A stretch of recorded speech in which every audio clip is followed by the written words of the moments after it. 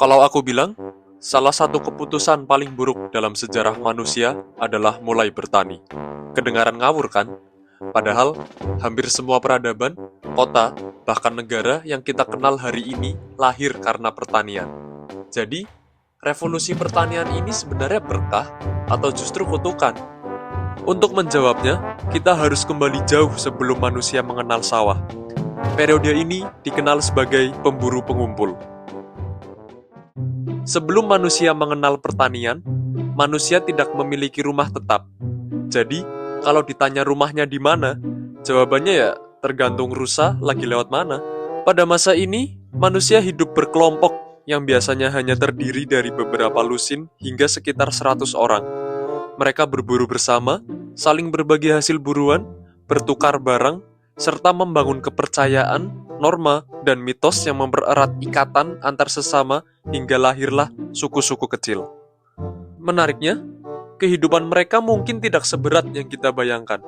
Berbagai penelitian memperkirakan bahwa untuk memenuhi kebutuhan hidup, mereka hanya perlu berburu atau mencari makanan selama 3-6 jam dalam sehari.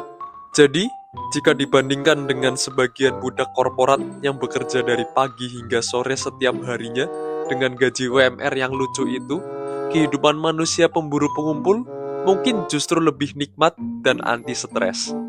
Bisa dibilang, mereka sudah menerapkan work-life balance jauh sebelum LinkedIn menjadikannya motivasi pagi. Lalu, muncul satu pertanyaan. Kalau hidup mereka sudah senyaman itu, kenapa manusia memilih bertani?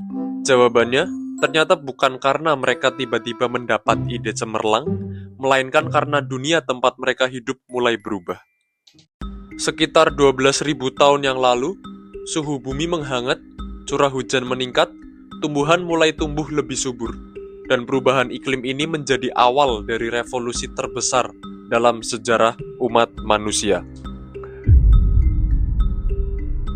Sebenarnya, manusia tidak tiba-tiba tahu caranya bertani. Bayangkan ketika mereka mengumpulkan biji-bijian dari hutan. Dalam perjalanan pulang, sebagian biji itu tanpa sengaja terjatuh ke tanah. Mereka melewati jalur yang sama berkali-kali, hingga suatu hari menyadari bahwa di tempat biji-bijian itu jatuh, tumbuh tanaman yang sama dengan yang biasa mereka makan. Dari situlah manusia mulai belajar bahwa tanaman berasal dari biji yang mereka makan. Salah satu contohnya adalah masyarakat Natufian di kawasan Levant sekitar 11.000 tahun yang lalu. Awalnya, mereka masih hidup sebagai pemburu pengumpul, tetapi mereka menghabiskan banyak waktu mengumpulkan gandum liar. Kemudian, mereka menyadari bahwa biji yang ditanam di dalam tanah tumbuh lebih baik daripada yang dibiarkan di permukaan. Sejak saat itu, manusia mulai menanam makanannya sendiri. Untuk pertama kalinya dalam sejarah, manusia tidak lagi sekadar mengambil dari alam. Mereka mulai mengubah alam agar memenuhi kebutuhan mereka. Di Amerika Tengah, mereka menanam jagung dan buncis. Di Amerika Utara ada labu kuning. Di Amerika Selatan ada kentang. Di Papua ada tebu dan pisang. Di Tiongkok ada padi dan millet. Di Timur Tengah ada gandum dan ercis. Di Afrika Barat ada millet dan sorghum. Namun, revolusi ini tidak hanya mengubah tumbuhan, hewan pun ikut menjadi bagian dari perubahan besar ini. Dulu, manusia harus mengikuti kawanan domba kemanapun mereka pergi. Kini, domba-domba itu justru yang tinggal di dekat manusia, dikumpulkan dalam kandang agar lebih mudah dijaga dan dikembangbiakan.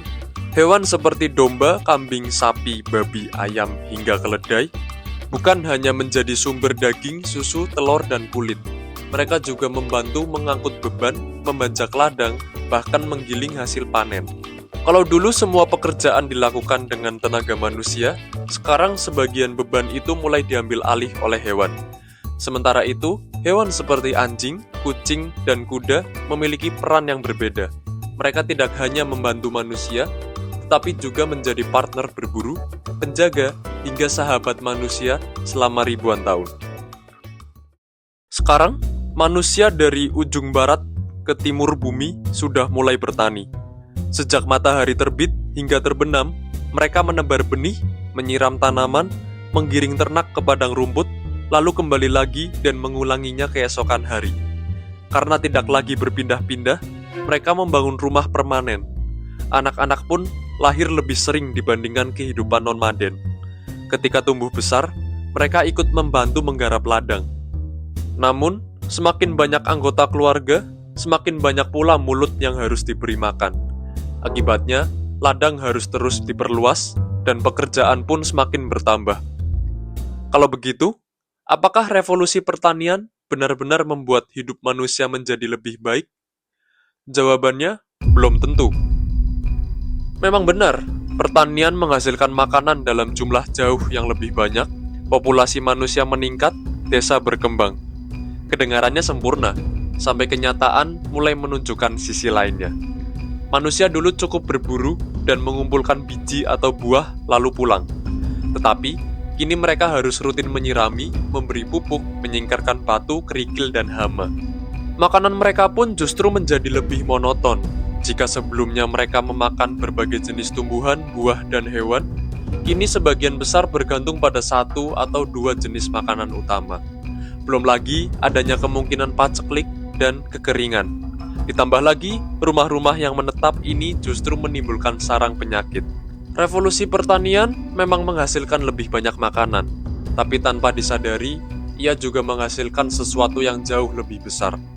Desa-desa mulai bermunculan, populasi manusia terus bertambah, dan untuk pertama kalinya, manusia harus hidup bersama dengan ribuan orang yang bahkan tidak mereka kenal. Tetapi, hidup bersama ribuan orang ternyata tidak semudah tinggal dalam satu suku kecil. Lalu, muncul pertanyaan, siapa yang kemudian menjadi pemilik tanah ini? Siapa yang akan membuat aturan? Siapa yang berhak memimpin ribuan orang ini? Dan yang paling aneh, mengapa sebagian besar orang mau mematuhinya? Disinilah kisah peradaban umat manusia benar-benar dimulai.